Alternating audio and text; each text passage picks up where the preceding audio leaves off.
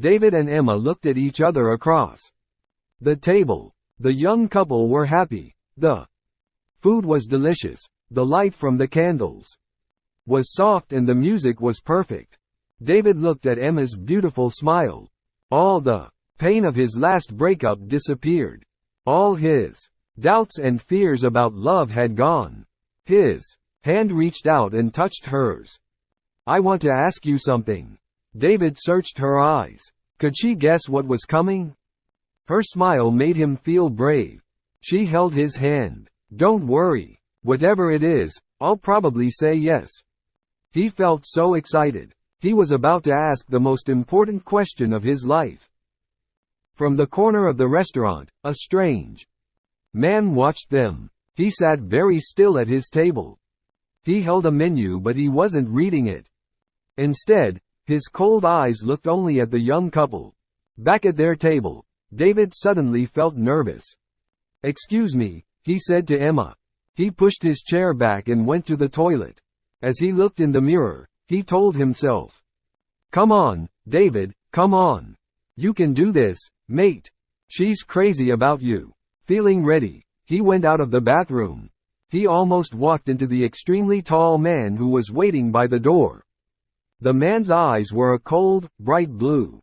His face was pale with a sharp, pointed nose and thin, pale lips. "Oh, sorry," said David. "Which one?" the man hissed. He spoke with a strong and strange accent. David had never heard that accent before. For a moment, David was confused. Then he realized what the other man meant. "Oh, this one," said David, helpfully. "This is the men's toilet." David went back into the restaurant. He reached for the ring in a box in his pocket. It was time to ask her. The taxi ride home was wonderful. The happy couple discussed their future life together. They shared their sweet feelings about each other.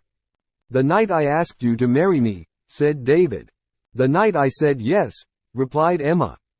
"Just think, our whole lives together. Sharing, caring," he began. Single quote. "Loving, giving." Emma finished his sentence. They smiled at each other in loving excitement. "You are so wonderful," said David. "And you're absolutely beautiful," said Emma. "I've never met anyone so lovely and kind. I'm so happy I could sing." They entered their block of flats, holding hands. A tall man watched them from the shadows. "Which one?" he asked himself. He watched the building. He was waiting for a light to come on to show him which flat was theirs. 1 minute passed. 2. There it was. The light went on in a third-floor window. He saw Emma for a moment as she closed the curtains. How many times had he stood on a corner like this? How many victims had he watched? Many corners. Many victims. His pale lips formed a thin smile. He moved out of the shadows to the door and pressed the buttons for every flat. The vampire was always pleased when people lived in flats. Sooner or later someone always let you in. Silly humans. They thought you were someone's pizza delivery. It was a kind of invitation, and that was all he needed to enter a home. He climbed the stairs to the 3rd floor and walked down the hall. He didn't make a sound. He could hear the young couple laughing and talking. He put his ear against the door. He could hear what they were saying and he was happy. Young love made the sweetest blood. It was so full of life and energy.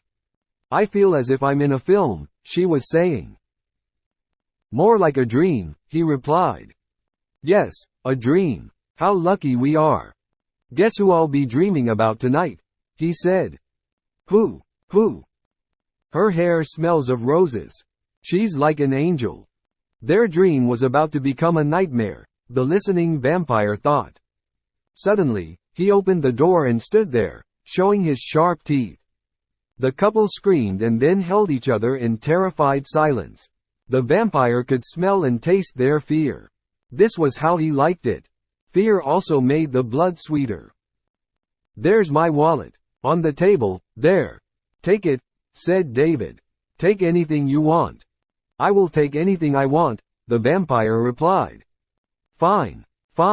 We won't stop you, I promise," David cried. You won't stop me. I promise, replied the vampire. The light shone on the sharp teeth. A terrible thought came to David and Emma at the same time. Look at his teeth. Is he a vampire? Which one? The vampire hissed. It can be only one. The couple's eyes were big and afraid. Their mouths open in horror. They held each other's hands and their stomachs filled with fear. Already tonight, continued the vampire, I have drunk from 3. One more. Then, I can sleep and feel young again. The vampire moved towards them. Instinct made David step in front of Emma to protect her. Emma gratefully held onto his back. The vampire wasn't in a hurry. He had plenty of time.